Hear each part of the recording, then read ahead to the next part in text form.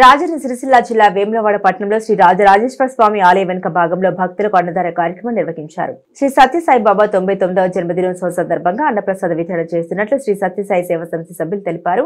ఈ సందర్భంగా వారు మాట్లాడారు. శ్రీ సత్యసాయి బాబా ఆశీస్సులు ప్రజలందరిపై ఉండాలని కోరుకున్నారు. ఈ కార్యక్రమంలో శిలివేని మల్లేశ్వరంతో పాటుగా ట్రస్ట్ సభ్యులు ఉన్నారు.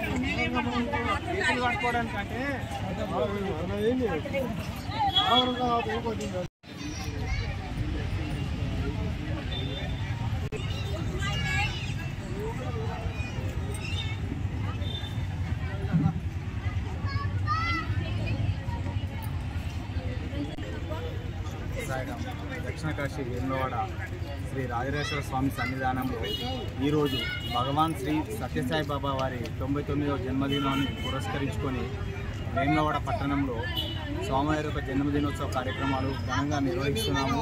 అందులో భాగంగా ఈరోజు మా సత్యసాయి సేవా సమితి ఆధ్వర్యంలో భక్తులకి మహాప్రసాదం నారాయణ సేవ చేయడం జరుగుతుంది. ఇటు నారాయణ సేవలో చాలామంది పాల్గొని స్వామివారి యొక్క ప్రసాదాన్ని స్వీకరించి సంతోషం వ్యక్తపరిచారు. అలాగే బీద నారాయణులకి కొంతమందికి స్వామి వస్త్రాలు కూడా పంపించారు. వస్త్రాలు కూడా ఇవ్వడం జరుగుతుంది, వస్త్రదానము.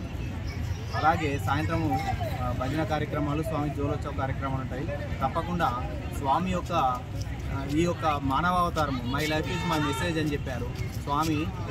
భక్తులకి ఏంటంటే మీరు ఆధ్యాత్మిక కార్యక్రమంలో స్వామి మానవుని యొక్క ముఖ్య లక్షణాలు తెలుసుకొని సత్ప్రవర్తనతో ధర్మాచరణతో జీవించే విధంగా my life is my message అని చెప్పాడు.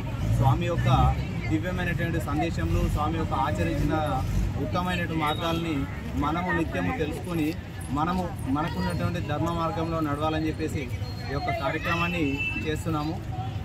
వేములవాడ పట్టణవాసులకు కూడా తెలియజేయండి ఏమనగా, మీరు స్వామి యొక్క అవతార కార్యక్రమాన్ని తెలుసుకొని స్వామి ఏం చేశాడు, విద్య, వైద్యం, నీరు అనేక సేవా కార్యక్రమాలు చేశాడు. 196 దేశాలలో స్వామి యొక్క ఈ యొక్క అవతార ముఖ్య విశేషాలు తెలుసుకొని చాలామంది ధన్యులవుతున్నారు.